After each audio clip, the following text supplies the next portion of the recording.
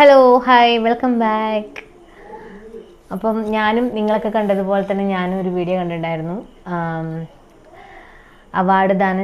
Award Asif Ali award കൊടുക്കുമ്പോൾ ആ award വാങ്ങിയ മാതിരി കാണിക്കുന്നില്ല, മൈൻഡ് പോലും ചെയ്യാതെ അത് കയ്യിൽ ആ ഒരു അവാർഡ് ഇങ്ങനെ എടുത്തിട്ട് വേറൊരാളെ അവിടെ നിന്ന് നോക്കി വിളിച്ചിട്ട് ആ ആളുടെ കയ്യിൽ നിന്ന് അവാർഡ് വാങ്ങുന്ന ആ വ്യക്തിയെ നമ്മൾ കണ്ടിട്ടുണ്ട്. വീഡിയോ കണ്ടപ്പോൾ നമുക്ക് മനസ്സിലാവും അത് ശരിക്കും അവഗണനയാണ് എന്നുള്ളത് നമുക്ക് മനസ്സിലാവും. അപ്പം എൻ്റെ ചിന്തയിലൂടെ പോയത് എന്താ അറിയോ, നമ്മളിങ്ങനെ അവാർഡ് വാങ്ങുന്ന ആൾക്കാർ, ഓരോരോ പൊസിഷനിൽ ഇരിക്കുന്ന ആൾക്കാർ, അങ്ങനെയൊക്കെയുള്ള ആൾക്കാർ നമുക്ക് മക്കൾക്ക് വേണ്ടിയിട്ട് നമ്മൾ വരും തലമുറകൾക്ക് നമ്മൾ പറഞ്ഞു കൊടുക്കും, മാതൃകയായിട്ട് പറഞ്ഞു കൊടുക്കും. യഥാർത്ഥത്തിൽ ഇത് മാതൃകയാക്കാൻ പറ്റിയൊരു രീതിയായോ ആ ചെയ്തതെന്ന് എനിക്കൊരു സംശയം തോന്നി. നമുക്ക് അങ്ങനെയാണോ നമ്മൾ ഒരു ഉയരങ്ങളിലേക്ക് എത്തും തോറും ആ രീതിയിലാണോ ബിഹേവ് ചെയ്യേണ്ടത് എന്ന് നമുക്ക് എങ്ങനെയാണ് ചൂണ്ടിക്കാണിക്കാൻ പറ്റിയൊരു ആക്റ്റാണ് അതെന്ന് എനിക്ക് തോന്നിയില്ല. ഒരാൾ വലിയവനാകുന്നത് എപ്പോഴാണെന്ന് പണത്തിൻ്റെയും പദവിയുടെയും അടിസ്ഥാനത്തിൽ മാത്രമല്ല ഒരാൾ വലിയവനാവുന്നത്. ആ ഒരാൾ വലിയവനാകുന്നത് ഒരു എന്താ പറയുക, പെരുമാറ്റത്തിൽ, അതായത് മറ്റുള്ളവരെ പരിഗണിക്കുന്ന ഒരു രീതി, അതിലൊക്കെ ഒരാൾ വലിയവനാകുക എന്നുള്ളൊരു അർത്ഥം വരും.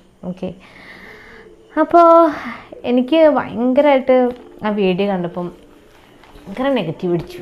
അങ്ങനെ ഒരാൾ എന്താ പറയുക, ഒരാൾ അവാർഡ് കൊടുക്കാൻ ചെല്ലുമ്പോൾ അയാൾ ആ കൊടുക്കുന്ന നീയൊന്നും അല്ല എനിക്ക് തരാൻ, ശരിക്കും ആ ഒരു സിറ്റുവേഷനിൽ അവഗണിച്ച ആൾ, ആ വ്യക്തിയെ, അതായത് അവാർഡ് കൊടുക്കാൻ വന്ന വ്യക്തിയെ അവഗണിച്ച വ്യക്തി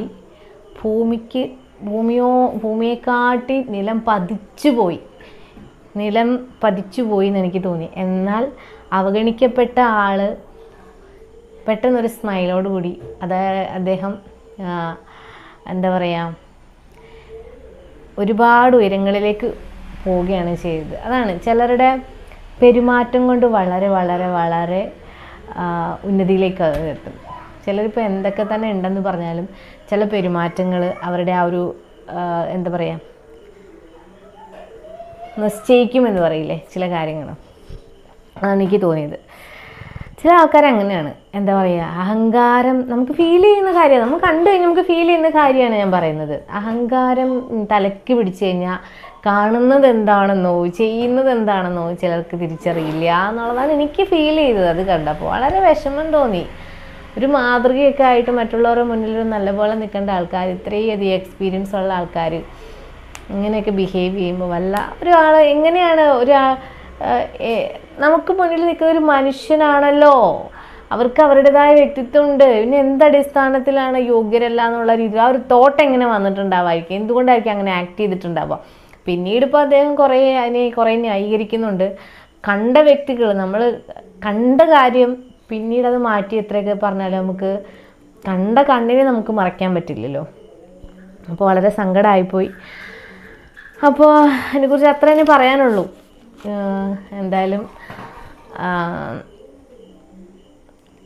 അതിൽ ഈ പറഞ്ഞ പോലെ എനിക്ക് അർഹതപ്പെട്ടവർ ഇതല്ല എന്നുള്ളൊരു തോന്നലാണെങ്കിൽ ഈ ഒരു ക്യാരക്ടറിന് യോഗ്യരായ ആൾക്കാർ ആരാണെന്ന് നമുക്ക് കൊടുക്കാൻ, ഇങ്ങനത്തെ ഒരു ക്യാരക്ടറുള്ള ആൾക്ക് അവാർഡ് കൊടുക്കാൻ യോഗ്യരായ ആൾക്കാർ അധികം അങ്ങനെ ഉണ്ടാവില്ല, വളരെ റയറായിരിക്കും.